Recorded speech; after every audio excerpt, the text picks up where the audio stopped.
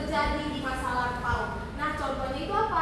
Contohnya itu adalah Indonesian history, karena Indonesian history itu adalah kejadian yang sudah terjadi di masa lalu. Nah, di recount text ini itu ada 3 strukturnya. Yang pertama, ada yang tahu? Orientation. Orientation itu adalah perkenalan. Biasanya di text recount itu, di orientation itu dia memperkenalkan kayak tokoh, waktu, dan juga tempat. Yang kedua ada events. Events itu adalah kejadian. Peristiwanya di text recount ini dia itu menceritakan kejadiannya itu secara kronologis, yaitu secara berurutan. Nah, itu diceritakan di events. Dan yang ketiga itu adalah orientation atau penutup. Jadi strukturnya tadi ada 3, yaitu yang pertama orientation, yang kedua events, dan yang ketiga adalah reorientation. Nah, di dalam text recount ini juga ada struktur kebahasaannya atau kaidah-kaidah kebangsaan. Yang pertama itu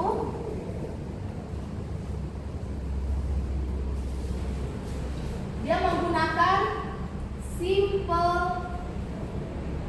past tense. Kenapa menggunakan simple past tense? Karena sudah menceritakan kejadian di masa lampau. Yang kedua, dia menggunakan conjunctions atau time, waktu. Yang ketiga ada action verb atau kata kerja aksi.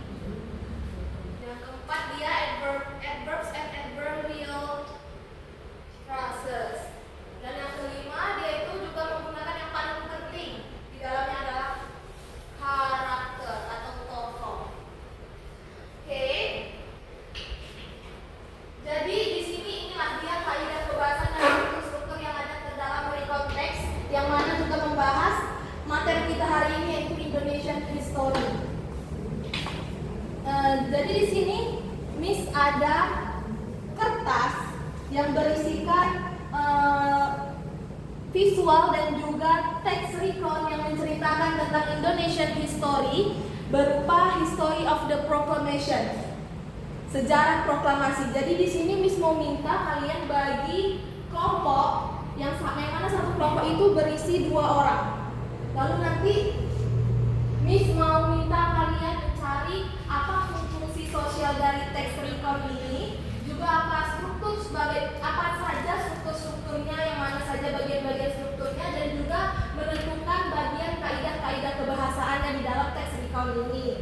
Sebelum itu Miss mau tanya dulu, kalian tahu kan fungsi sosial itu bagaimana atau belum tahu?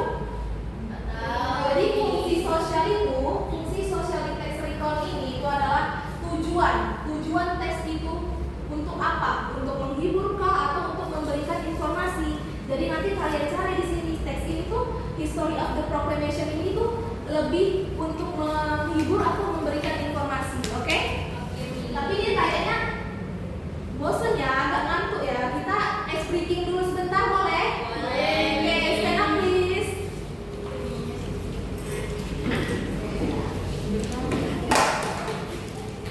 Ice breakingnya itu kalau Miss bilang clap, kita clap, tepuk tangan. Kalau boom, beda. Boom. Terus kalau Miss bilang pen, ambil pulpen di sini. Iya, boleh maju boleh. Di depan sini ya. Dua orang ini yang sebutan. Semua. Tidak bukan. Enggak kelompok, ini enggak kelompok ya. Ini masing-masing ya. Iya. Oke, tadi udah paham kan? Kalau misalnya clap, boom. Ini nanti jatuh. Oh iya, makasih ya. Sini semua, lurus.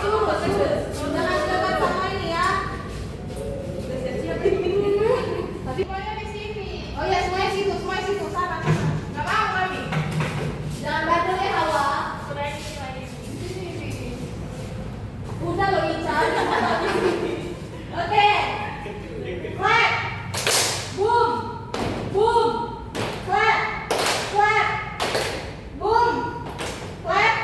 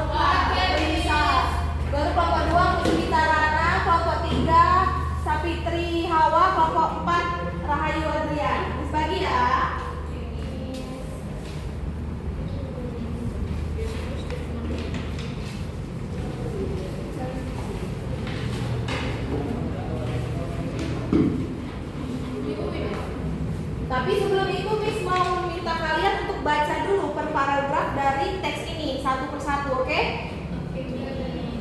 Oke, paragraf pertama Miss mau kelompok satu dulu. Ica pemisah. Tell the story of proclamation. On August 17, 1955, Indonesia declared its independence after centuries of colonial rule. The proclamation marked a turning point in Indonesian history, and I think the nation under a common goal, freedom. The historic event took place at Soekarno's residence of the Gagasan Timur, number 56, Jakarta. Gamis. Rahayu paragraf 2. The journey toward independence began as World War II neared its end. Japan, which had occupied Indonesia since 1942, was losing the war. Indonesian leaders including Sukarno and Muhammad Hatta saw this as an opportunity to push for independence. Oke, paragraf ketiga. Kelompok 3.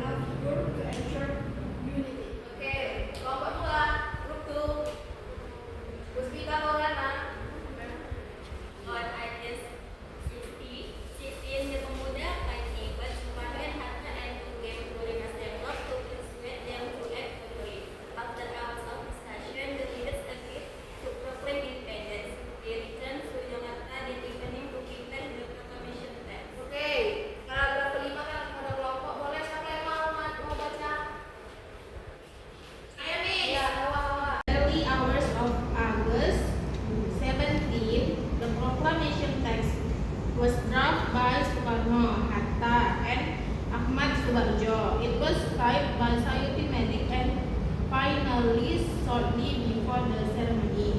At 10 p.m., Sukarno read the proclamation in front of his house, witnessed by a small but determined crowd. This moment marked the birth of the Republic of Indonesia. Okay, last paragraph. Rana, boleh Rana. The proclamation of independence was a monumental event that inspired the Indonesian people to fight for their sovereignty. Although challenges followed, the spirit of unity and determination carried the nation forward. Today, August 17 is celebrated annually to honor the sacrifices and courage of those who made freedom possible. Oke, semuanya udah baca. Berarti selanjutnya kalian diskusi sama teman sekelompoknya. Cari apa sih fungsi sosial dari teks recon ini. Juga tentukan bagian mana orientation, events, dan juga reorientation. Lalu setelah itu juga tentukan apa saja kaidah-kaidah kebahasan yang ada dalam teks recon ini. Yang mana simple past tense-nya, conjunction, adjunct verbs, adverbs and adverbial phrases, dan juga karakter. Oke? Oke, start.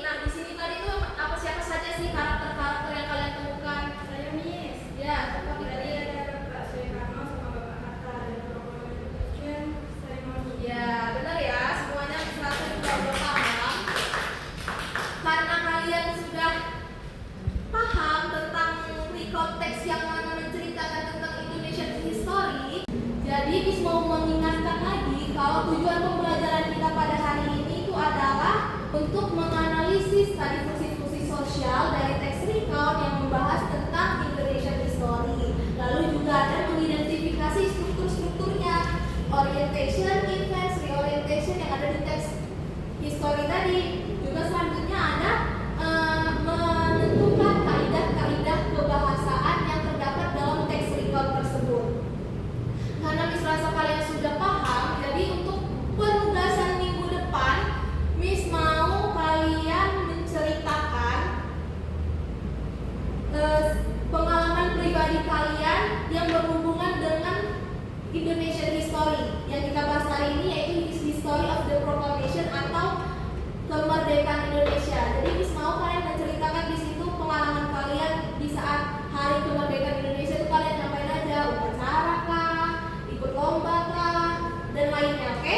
Jadi Miss mau tanya, ada yang tahu nggak kenapa kita harus mempelajari Indonesia history, sejarah Indonesia?